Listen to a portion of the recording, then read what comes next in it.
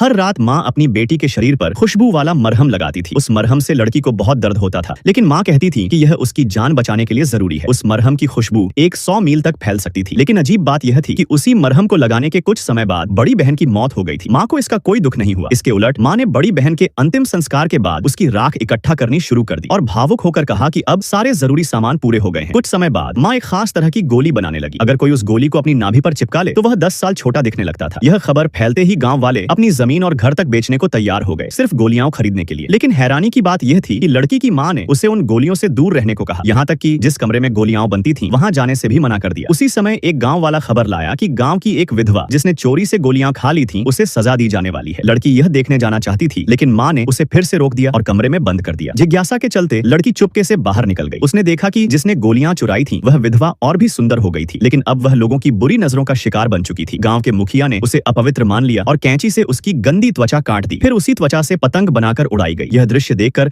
लड़की बुरी तरह डर गई। तभी एक पागल आदमी उसके पास आया और उसे चेतावनी दी कि जब वह 20 साल की होगी तो उसका हाल भी उसकी बड़ी बहन जैसा होगा। लड़की को याद आया कि उसकी बड़ी बहन की भी मौत 20 साल की उम्र में ही हुई थी। अब उसकी सारी शंकाएं अपनी माँ पर टिक गईं। वह दौड़कर घर गई और माँ से सवाल करने लगी। तभी बहुत सारे गांव वाले गोलियां खरीदने के लिए घर आ गए। गोलियां जल्दी ही खत्म हो गईं और फिर सबकी नजर लड़की पर पड़ गई। माँ ने सबको कहा कि एक हफ्ते इंतजार करो, क्योंकि ठीक एक हफ्ते बाद लड़की का 20वां जन्मदिन होगा। यह सुनते ही लड़की को पागल आदमी की बात याद आ गई और वह घबरा गई। सच जानने के लिए वह रात के अंधेरे में अपनी बड़ी बहन की कब्र पर गई और उसे खोद डाला, लेकिन अंदर कुछ भी नहीं था। कब्र खाली थी। वह सदमे से उबर भी नहीं पाई थी कि अचानक माँ वहां आ गई, उसे पकड़कर वापस ले जाने के लिए। लड़की किसी तरह भाग निकली और पूरी रात भागते भागते शहर पहुंच गई। लेकिन शहर में भी हर तरफ वही लोग थे जिन्होंने उसकी माँ की गोलियां खरीदी थी। उन्होंने लड़की को पकड़ लिया और वापस घर भेज दिया। आखिरकार माँ ने लड़की को एक साइड वाले कमरे में बंद कर दिया, जहाँ उसकी बड़ी बहन पहले से मौजूद थी, उसका साथ देने के लिए।